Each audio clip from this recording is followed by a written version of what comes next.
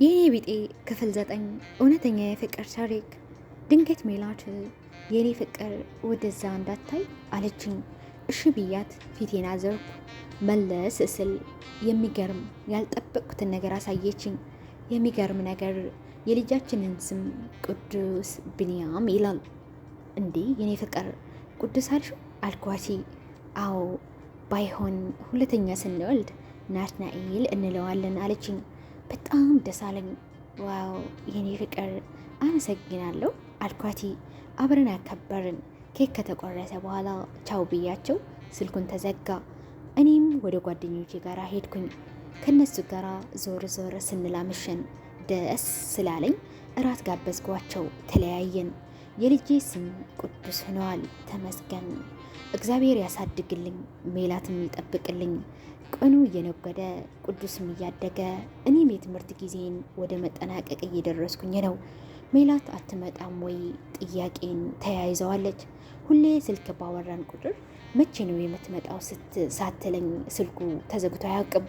ወራቶችን ናቸው የቀሩኝ። ትንሽ ጊዜ ብቻ ጠብቂኝ የኔ ፍቅር እላታለሁ። ባይዋጥላትም እሺ ትለኛለች። ይዘጋል። በፊት እኔ እንኳን ካልደወልኩ ማሰጅ ካልጻፍኩ ሜላት ጽፋ ታስታውሰኝ ነበረ።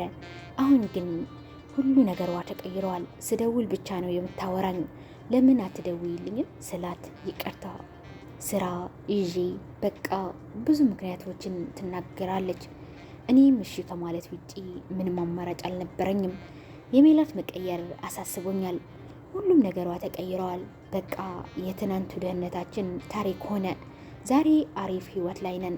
ግን የሜላት ነገር አሳስቦኛል። ወደ ሀገር ለመግባት 2 ወር ብቻ ነው የቀረኝ። ይህንን እንኳን ነግሬያት ብዙም ደስተኛ አላደረጋትም። አንዳንዴ ልክ ልትመጣ ሰዓታት ሲቀርህ ልመጣ ነው በለኝ እንጂ ወራት ሳምንታት አትበለኝ ብላ ትቆጣኛለች። አንዳንዴም ታለቅሳለች። ግራ ግብት ሲለኝ እናቴ ጋር ደውላለሁ። እናቴ ግን ምንም እንዳልተፈጠረ፣ አንዳንዴ ግን መዝናናት እፈልጋለሁ፣ ቢያንስ ልጁን ያዙ፣ ከቤት መውጣት እፈልጋለሁ እያለች ስታማርር ሰማታለሁ አለችኝ። እናቴ ሜላት የሆነ ስሜት ስለተሰማት ይሆናል የምትጨቃጨቀው የምታለቅሰው ብዬ አሰብኩኝ። ግን መሄጃዬ ስለደረሰ ዝም እላታለሁ። ልጅህ አስቸግሮኛል ቻው ብላ ስልክን ስትዘጋ በኩፍኛ ዝምታን መርጫለሁ። በሷም አልፈርድም። 3 ዓመት ዩኒቨርሲቲ፣ 3 ዓመት ለትምህርት አውስትራሊያ፣ ያ 6 ዓመት ሙሉ ብቻዋን መሆኗን ጎድቷታል ይሆናል ብዬ ስለማስብ ዝምታን መርጫለሁ። የናፈቀችኝ ሀገሬ፣ የናፈቁኝን ቤተሰቦቼ፣ የናፈቀኝን ነገር ሁሉ ላገኝ ወራቶች አልፎ ቀናቶችን ተክቶ አልፎ ሰዓታት ቀርተውኛል። በቃ ጓደኞቼ ትንሽ እዚህ ስራና ሂድ፣ ለመሄድ አትቸኩል ሲሉኝ እኔ ግን መሄድን መረጥኩ። ወደ ናፈቅኳቸው ቤተሰቦቼን መቀላቀል ወስኜ ለመሄድ ዝግጅቴን አጠናቅቄ መጠባበቅ ላይ ነኝ። ስልክ ደውዬ ለቤተሰቦቼን ልመጣ እንደሆነ ተናግሬ ጓደኞችን ተሰናብቼ መንገዴን አቀኘው። በናፍቆት የሚንከራተቱ አይኖቼን ይዤ ወደ ናፈቁኝ ቤተሰቦቼን ለመሄድ ጉዞ ጀመርኩ። ልጄን፣ እናቴን፣ ወንድሜን፣ ፍቅሬን ለማየት በጣም ጓጉቼ የበረራ ሰዓቴ ደርሶ በረራ ጀመርን። ብዙ ነገሮችን እያሰብኩኝ መድረሱ አይቀርምና በሰላም ደረስን። ከፕሌን ወርጄ እቃዎችን ይዤ ወደ ውጭ ወጣሁ። የናፈቁኝን ቤተሰቦቼ ለማግኘት በአይኔ መፈለግ ጀመርኩ። ትንሽ መቆም ስለነበረብኝ ቆምኩኝ። ድንገት አባባ የሚል የህፃን ልጅ ድምፅ ሰማው። ዞር ዞር ብዬ መፈለግ ጀመርኩኝ። ከሰማዎቸው መካከል ሜላት ቅዱስን ታቅፋ እጆቹን ሲያውለበልብ አየሁት። ሰውነቴ ኤሌክትሪክ የነዘረኝ ያክል ውርር ሲያደርገኝ ታውቆኛል። ተንደርድሬ ሄጄ አቀፍኳቸው። ወንድሜን፣ እናቴ፣ ልጄ፣ ፍቅሬ ሁሉንም ሳገኝ የደስታ እንባ ነባው። ሁላችንም ተቃቅፈን ተላቀስን። ለ3 ዓመት ያጣሁትን የቤተሰብ የልጅ ፍቅር መልሼ አገኘው። የፍቅር የደስታ እንባም ተራጨን። ወደ ቤት አበራን። ልጄ ቅዱስን እኔ ላይ ተጠምጥሞ የሚለቀቅም አይመስልም። ስለ እኔ ጥሩ ጥሩ ነገር እየነገሩ ነው ያሳደጉት። በዛ ላይ ሁሌም ስደውል አወራዋለሁ። በጣም እንደምወደው ሁሌም ስለምናገረው በቃ የናፈቀውን ናፍቆት እኔ ላይ ጥምጥም በማለት እየተወጣ ነው። እቤት ስንደርስ በጣም ደስ አለኝ። ከጠበቅኩት በላይ አሪፍ ኑሮ እየኖሩ ነው። ሁሉ ነገር ተሟልቶላቸዋል። የበለጠ ተደሰትኩኝ። ከቤተሰቦቼ ጋር የደስታ ጊዜ ማሳለፍ ጀመርን። ሁሉም ነገር መልካም እየሆነ መጣ። ሜላትም መነጫነጭም ሆነ መቆጣት ትተዋለች። ደስተኛ ነች። ልጃችንን በሳምንት አንዴ ቀን እሁድ ዘና ለማለት ከፈለገ ከከተማ ውጭ ካልሆነ አሪፍ መናፈሻ ሄደን ትንሽ እንዝናናለን። ያ ነው መሰለኝ ሜላትም ደስተኛ አድርጓታል። እኔም የራሴ ስራ ለመጀመር በዝግጅት ላይ ነኝ። እናቴ ስራ ስለሌላት ቅዱስን መንከባከብ ሆነዋል ስራዋ። ታናሽ ወንድሜ በጣም ጎብዞና ጠንካራ ተማሪ ሆነዋል። በቃ ከኔ በላይ ጎበዝ ተማሪ ሆነዋል። በጣም ደስተኛ ነኝ። ህይወቴ እንደ አዲስ እየተቀየረ ነው። ሁላችንም እንደ አዲስ ህይወት የምንጀምርበት ነው የሚመስለኝ። በተለይ ለኔ ሁሉ ነገር አዲስ ነው። የራሴን ስራ መስራት መጀመር አስደስቶኛል። ሜላትም ስራዋ በደንብ እየሰራች ነው። ልጄ መዋለ ህፃናት ገብተዋል። እኔ ሄጄ እናቴ ሄዳ ታመጣዋለች። እሷም ስትከባከበው ትውላለች። ሁሉ ነገር እየተቀየረ ነው። ገንዘብም እየመጣ በስራ መወጠር ስንጀምር ጸባይም እየተቀየረ መጣ። እኔ ፍጹም እናቴን ወንድሜን ትቼ ለብቻዬ ቤት ተከራይቼው የመኖር አላማይም ፍላጎትም ኑሮኛ አያውቅም።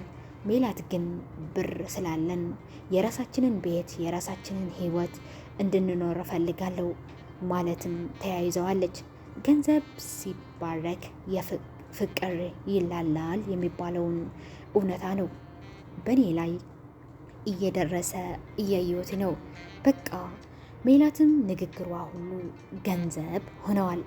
እኔ የማስበው ስለ ፍቅራችን እንጂ ስለ ገንዘብ አውርቼ አላቅም። ምክንያቱም ያገኘነው ፍቅር እንጂ ገንዘብ አይደለም። ለሜላት ደግሞ ገንዘብ ማግኘት ብርቁ አይደለም። የሀብታም ልጅ ነች። እኔ ነኝ እንጂ የደሃው ልጅ። ገንዘብ ማግኘት ብርቅ የሆነብኝ ግን ገንዘብ ማግኘታችንም በፍጹም ፍቅራችንን ያላለዋል ብዬ አስቤ አላቅም። እንዲያውም እንደሚጠነክር ነበር ማስበው፣ ግን አልተሳካልኝም። ሜላት ድሮ የሴት ጓደኛ አልነበራትም። አሁን ግን ብዙ ጓደኞች አፍርታለች። ከነሱ ጋራ ነው መዋሏ። ምሳም እራትም ውጭ ትበላለች። ለሁለታችንም ጊዜ መስጠት አቁሟለች። በቃ ግራ ግብት ብሎኛል። ሁሌ መሸማቀቅ ስልችት ብሎኛል። ቅድም ስራ ጨርሼ እቤት ስገባ እሷ ግን አምሽታ ትመጣለች። ሁኔታዋ አስፈርቶኛል። እኔና ሜላት በቃላት አለማግባባት ከመነጋገር ዝም መባባልን ከጀመርን ቀናቶች ተቆርጥረዋል። እሷም መምሸት፣ ውጭ መብላት፣ መጠጣትን አዘወትራለች። እየሄድነው ያለው መንገድ በጣም መስዋዕት ሊያስከፍለን እንደሚችል አሰብኩኝ። ሜላትን ለመናገር ወሰንኩ። ለልጃችን እንደሆነ ለእናቴም ለወንድሜን ስል እነሱ ፊት ምንም ነገር ተናግሬያት አላቅም። በተለይ ለልጄ ጠዋት ስራ ከመሄዴ በፊት ቅዱስን ትምህርት ቤት አድርሸው በዛ ወደ ስራ ገባው። የሻይ ሰዓት ጠብቄ ሜላት ጋር ደወልኩኝ። ማታ አብረን እራት እንድንበላ እንደምፈልግ ነገርኳት።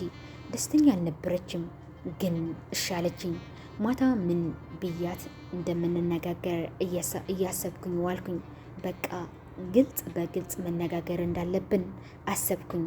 እንደዛ ካልሆነ ትዳራችን አደጋ ላይ ነው። ከስራ እንደወጣው እቤት ሄጄ ልብሴን ቀይሬ ወደ ሜላት መስሪያ ቤት ሄድኩኝ። እሷን ይዤ ወደ አንድ ሆቴል እራታችንን እንድንበላ ገባን። ያቺ ፍልቅልቋ ሜላት ሳትሆን ሌላ የማላውቃት ሜላት አጠገቤ ያለች መስሉኝ። ነገረ ስራዋ በኃይል ቃል የተሞላ ነው። የምናገረውን ነገር በቀጥተኛ ሳይሆን በተዘዋዋሪ የተረጎመች ትቆጣኛለች። ለደቂቃዎች ዝም ተባብለን ይገርማል፣ ያልጠበቅኩትን ነገር አጋጠመ። የኔ ቢጤ ክፍል 9 ይህንን ይመስል ነበረ። የሚመጣውን ሳምንት ክፍል 10 የኔ ቢጤ እውነተኛ የፍቅር ታሪክ ይዤላችሁ እመጣለሁ። እንዳጋጣሚ ሆኖ ለቻናሌ አዲስ ከሆናችሁ ሰብስክራይብ በማድረግ ቤተሰብ እንድትሆኑ በትህትና ጠይቃለሁ። የተለመደው የኔ ቤተሰቦች ከሆናችሁ ደግሞ ላይክ፣ ኮመንት፣ ሼር በማድረግ እንደ ልምድ እንደተለመደው ከእናንተ የምጠብቀው ጥሩ የሆነ ኮመንት እጠብቃለሁ። ይህንን ቪዲዮ ስትጀምሩት ላይክ አድርጋችሁ እንደሆነ ተስፋ አረጋለሁ። በሚመጣው ሳምንት ክፍል 10 ይዤላችሁ እመጣለሁ። እየወደዳችሁት እንደሆነ ተስፋ አረጋለሁ። መጨረሻቸውን እንዲያምር ተመኙ። ሀሳባችሁን ኮመንት ማጻፊያ ላይ ጻፉልኝ። ላይክ አድርጉ፣ ሼርም አድርጉት፣ ለሰዎች አጋሩት ከወደዳችሁት ማለት ነው። ቸር ሰንብቱ። በያላችሁበት ሰላማችሁ ይብዛ። ለነበረኝ ቆይታ በጣም አመሰግናለሁ። ሰላም ለሰው ዘር፣ ሰላም ለሀገራችን።